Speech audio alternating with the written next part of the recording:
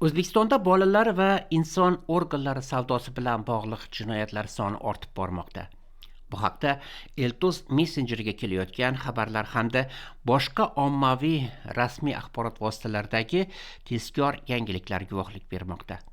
Yaqinda inson organlari savdosi bilan shug'ullangan uyushgan jinoiy guruhning fosh etilishi mazkur muammoning naqadar jiddiy ekani va huquq-tartibot idoralari, xususan Davlat xavfsizlik xizmati va Ichki ishlar vazirligi xodimlarining ham nihoyat bu jinoyatlar bo'yicha o'z vazifalarini uddalayotganidan dalolat beradi. Xo'sh, bunday dahshatli jinoyatlarning avj olishiga olib kelgan asosiy tendensiyalar va sabablar nimalardan iborat? O'zbekistonda odam savdosi, jumladan bolalar va inson organlari savdosi zamonaviy kunlik muammosining bir qismi hisoblanadi.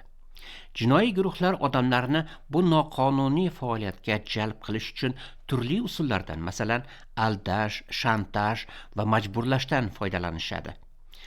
Eltos tahlilchilariga ko'ra, bunday jinoyatlarning ko'payishiga quyidagi 3 ta asosiy sabablar turtki bo'lmoqda. Eng asosiy sabab sifatida iqtisodiy qiyinchiliklarni ko'rsatish mumkin. Kambag'allik va ishsizlik darajasining yuqoriligi aholi, ayniqsa qishloq va chekka hududlardagi odamlarni oson pul topish haqidagi takliflarga nisbatan zaif qilib qo'yadi. Ko'pincha bunday takliflar qopqon bo'lib chiqadi. Bundan bir necha yil avval Buxoroda chet elga ishga jo'natish bilan shug'ullangan shirkatning aslida inson organlari savdosi bilan shug'ullangani bu jinoiy faoliyatga hukumat elitasidagi katta amaldorlar, xususan sog'liqni saqlash, ichki ishlar, mehnat vazirligidagi mulozimlar ham aralashgani fosh qilingan edi. Ikkinchi bir asosiy sabab esa mamlakatda avj olayotgan huquqiy savodsizlikdir.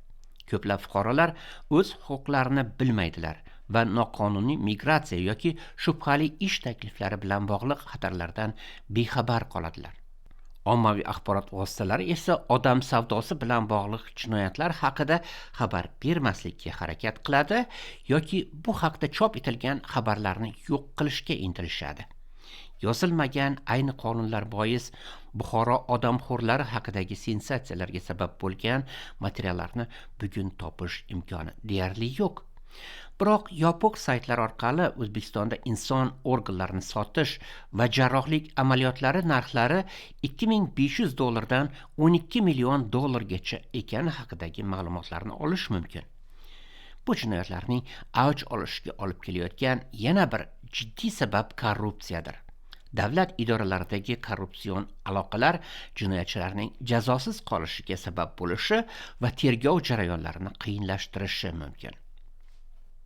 O'zbekistonda inson organlari savdosi ko'pincha noqonuniy transplantatsiya bilan bog'liq. Asosan kambag'al qatlamdagi donorlar buyrak yoki boshqa organlarni arzon narxga sotishga rozi bo'ladilar. Lekin ko'pincha bu pul to'liq to'lanmaydi. Jinoiy guruhlar ham donorlarni ham retsipiyentlarni, organ ko'chirishga muhtoj bemorlarni topishda vositachilik qiladilar. Bunday operatsiyalar noqonuniy sharoitlarda sanitariya qoidalariga rioya qilinmagan holda amalga oshiriladi. Bu esa ham donorlar, ham retsipiyentlarning hayoti va sog'lig'iga xavf soladi.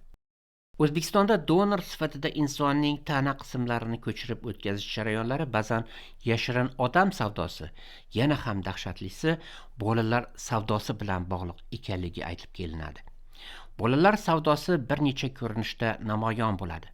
Farzandlikka berish, qul qilib sotish yoki jinsiy ekspluatatsiya uchun sotish. Birinchi holatda bola boy oilaga farzandlikka berilishi iddaosi bilan kerakli huquqiy jarayonlardan o'tmasdan noqonuniy ravishda sotiladi.